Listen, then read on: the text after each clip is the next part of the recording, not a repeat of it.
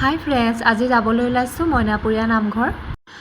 যোৰহাট নগৰৰ পৰা প্ৰায় 14 কিলোমিটাৰ পূবত থকা মইনাপুৰীয়া গাঁৱৰ মইনাপুৰীয়া নামঘৰলৈ গৈছিলোঁ আজি।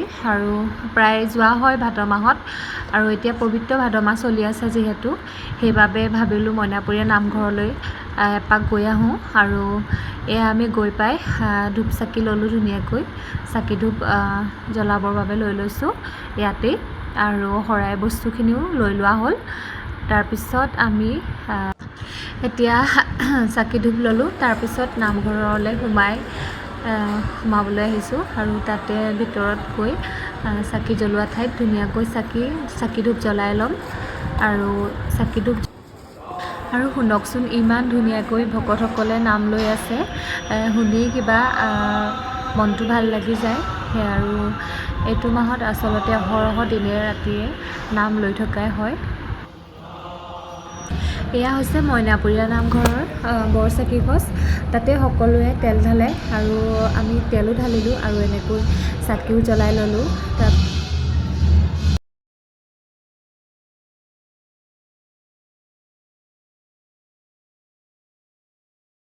আৰু এতিয়া নামঘৰৰ ভিতৰলৈ গৈ ধুনীয়াকৈ সেৱা কৰি ল'লোঁ, সেৱা জনাই ল'লোঁ।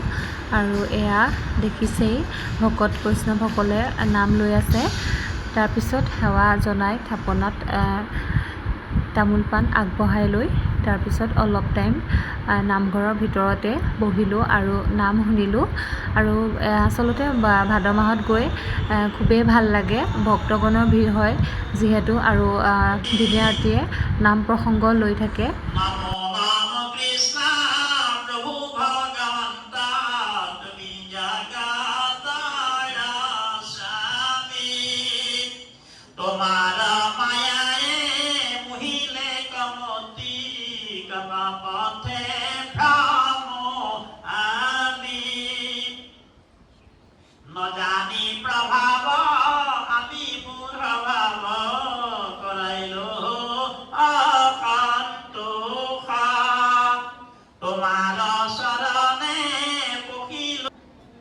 ভকতসকলে ভাগৱত পাঠ কৰি আছিলে, মই ভাবিলোঁ অকণমান আপোনালোককো শুনাই দিওঁ। আৰু এয়া নামঘৰৰ ভিতৰৰ পৰা পৰিৱেশটো অলপ দেখালোঁ। তাৰপিছত প্ৰসাদ দিলে, প্ৰসাদ লৈ বাহিৰলৈ ওলাই আহিলোঁ আৰু ভাবিলোঁ বাহিৰৰ পৰিৱেশটো আপোনালোককো দেখাওঁ। তাৰপিছত এয়া বাহিৰৰ পৰিৱেশটো দেখাই লৈ আকৌ নামঘৰৰ ভিতৰলৈ শেষবাৰলৈ আমি নামঘৰৰ সেৱাভাগ লৈ ঘৰলৈ বুলি উভতিলোঁ। আৰু এইদৰে আজিৰ দিনটো পাৰ কৰিলোঁ। আৰু মোৰ যদি ভিডিঅ'টো চাই আপোনালোকৰ ভাল লাগিলে তেন্তে like, comment, share and subscribe কৰিব, আৰু এনেকৈ আগলৈকো মোক ছাপোৰ্ট কৰি যাব। আজিলৈ বাই।